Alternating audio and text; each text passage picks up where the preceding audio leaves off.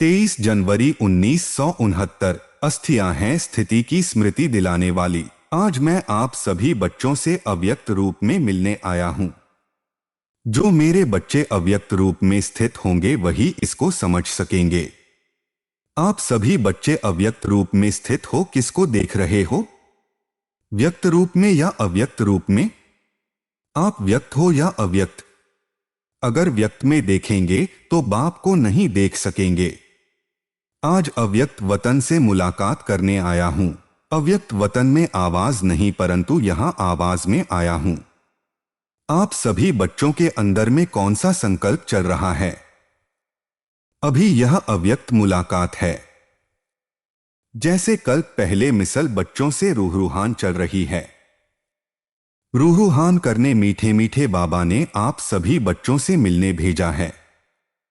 जो थे वह अब भी हैं। 2-3 दिन पहले मीठे मीठे बाबा से रूहान चल रही थी। रूहान क्या है मालूम है?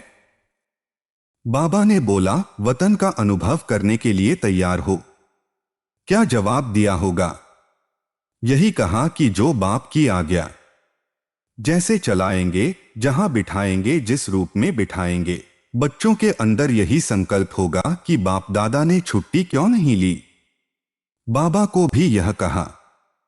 बाबा ने कहा अगर सभी बच्चों को बिठाकर छुट्टी दिलाऊं तो छुट्टी देंगे।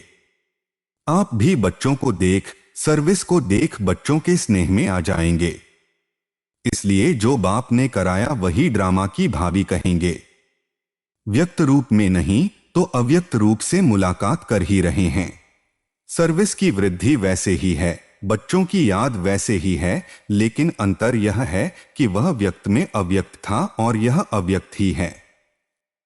जो नयनों की मुलाकात जानते होंगे वह नयनों से इस थोड़ी सी मुलाकात में अपने प्रति शिक्षा डायरेक्शन ले लेंगे। आप सभी को वतन में तो आना ही है। बच्चों से मुलाकात करने के लिए हर वक्त हर समय तैयार ही रहते हैं।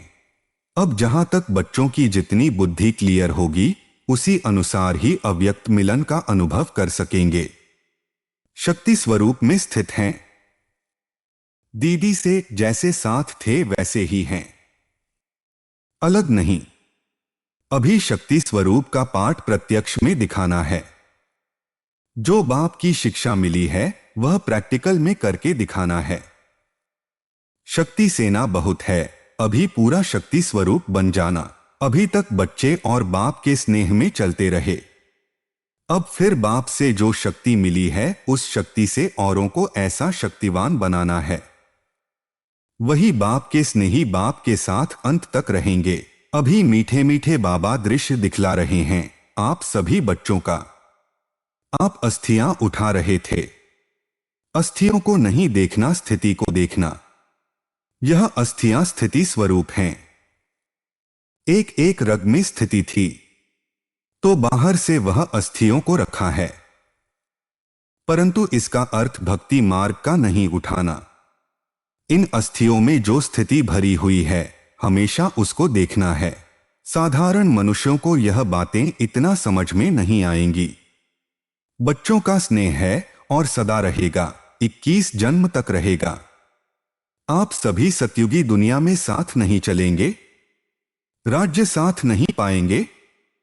साथ ही हैं, साथ ही रहेंगे जन्म जन्मांतर तक। कभी भी ऐसा नहीं समझना बाप है दादा नहीं या दादा है तो बाप नहीं। हम दोनों एक दो से एक पल भी अलग नहीं हो सकते। ऐसे ही आप अपने को त्रिमूर्ति ही समझो। इसीलिए कहते हैं त्रिमूर्ति का बैज हमेशा साथ रखो। जब ब्रह्मा, विष्णु और शंकर तीन को देखते हो तो आपके भी त्रिमूर्ति की याद अर्थात अपना स्वरूप और बाप दादा की याद, त्रिमूर्ति की स्थिति मशहूर है। इसमें ही आप सभी बच्चों का कल्याण है। कल्याणकारी बाप जो कहते हैं, जो कराते हैं, उसमें ही कल्याण है। इसमें एक एक महावाक्य में, एक एक नजर में बहुत कल्याण है। लेकिन स्थूल को परखने वाले कोई कोई अनन्य और महारथी बच्चे हैं। अब आप भी इतना ही शीघ्र कर्मातीत स्थिति में स्थित रहने का पुरुषार्थ करो। जैसे यहाँ हर समय बाप दादा के साथ व्यतीत करते थे, वैसे ही हर कर्म में हर समय अपने को साथ ही रखा करो। बच्चे, यही शिक्षा याद रखना, कभी नहीं भूलना। संबंध, स्नेह, स्मृति स्वरूप, साथ साथ सरलता स्वरूप, समर्पण और एक दो के सहयोगी बन सफलता को पाते रहना।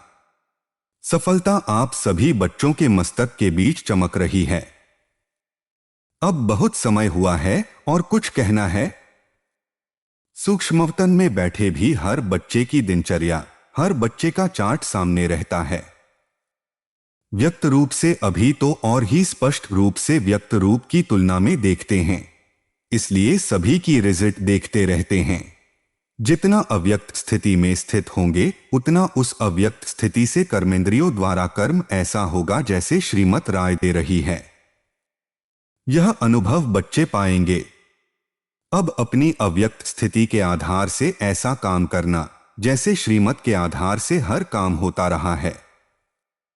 जिस चीज के साथ बाप का स्नेह है, उससे उतना स्नेह रखना ही अपने को सौभाग्यशाली बनाना है। रग-रग में किसके साथ स्नेह था? 5 तत्वों से नहीं। स्नेह गुणों से ही होता है। स्नेह था, नहीं, है और रहेगा। जब तक भविष्य नई दुनिया न बनी है, तब तक यह अटूट स्नेह रहेगा। स्नेह आत्मा के साथ और कर्तव्य के साथ ही है, तो फिर शरीर क्या? अंत तक साथी एक है। जिसका बाप के साथ स्नेह है, वही अंत तक स्थापना के कार्य में मददगार रहेंगे। इसलिए स्नेही होने की कोशिश करो। कैसी भी माया आवे, मायाजीत बनना। जैसे बैज लगाते हो, वैसे मस्तक पर यह विजय का बैज लगा। मधुबन का नक्शा सारे वर्ल्ड के सामने म्यूजियम के रूप में होना चाहिए। अविनाशी भंडारा है, इसका और भी ज्यादा शो करना है। जैसे सभी बच्चे पत्र लिखते थे, वैसे ही लिखते रहना। जैसे डायरेक्शन लेते थे, वैसे ही लेना। शरीर की बात दूसरी है, सर्विस वही है। इसलिए जो भी बात हो मधुबन में लिखते रहना। अपना पूरा कनेक्शन रखना। दूसरों को भी अपनी अवस्था का सबूत देना। आपको देख और भी ऐसे करेंगे। विदाई के समय बाबा बोले, यह तो आप बच्चे जानते हो कि जो भी ड्रामा का पार्ट है, इसमें कोई गुप्त रहस्य भरा हुआ है। क्या रहस्य भरा हुआ है, वह समय प्रति समय सुनाते जाएंगे। अब तो आपका वही यादगार जो आकाश में है, दुनिया वाले इन आंखों से देखेंगे कि यह धरती के सितारे किसकी श्रीमत से चल रहे हैं। बाबा ने कहा है, ज्यादा समय वहां नहीं बैठना।